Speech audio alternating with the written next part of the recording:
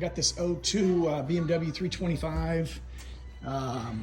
This one has all the telltale signs of an overheat, and so this would just kind of be a an FYI if you run into something like this. BMW wants you to replace everything plastic associated with the vehicle. This one, the water pump failed, took out the shroud, broke the blade all up, so it did its work. So I'd already replaced the water pump, then tested. The thermostat was leaking, so it's been replaced.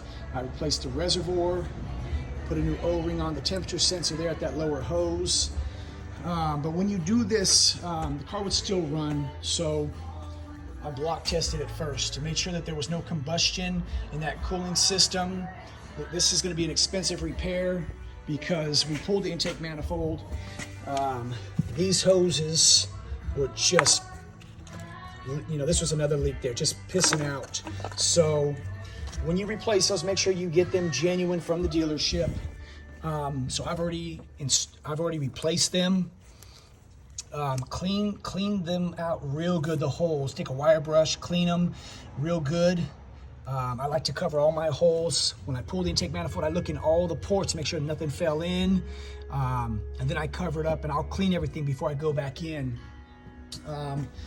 As far as the intake manifold goes, I like to cover them up too with the laying on the ground with the belly up. New gaskets. This one had already, I did the cyclone separator a long time ago, so it's good. This is when you want to replace these vacuum hoses back here. You've got these hoses. Take a look at these little rubber plugs. If you can see there, they got cracks in them. They'll set an adaptation fault for lean faults. So I'm gonna re-hose everything back there. Make sure all of the little plastic.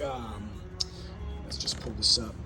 These will fall out. Make sure they're all there. I have seen where a car came in misfiring lean faults and they were missing, and it smashed the gasket, and because it doesn't hold it in accordingly. So anyway, now's the time to replace anything here that you want to that could be causing an issue, and that's what we're gonna do.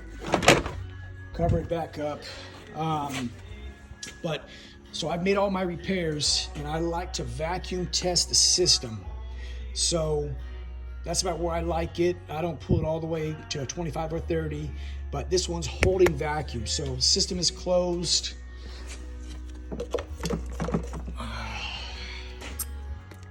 And we're gonna let it fill the system, and then I'll go behind and we'll pressure test it as well. But I've seen even these genuine ones, I've seen them leak, and it probably was a result of not having a clean port, the bore.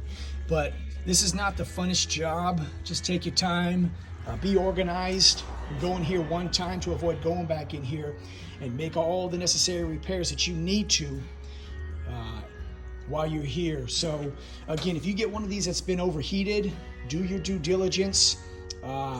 This is probably going to be a $1,300 repair.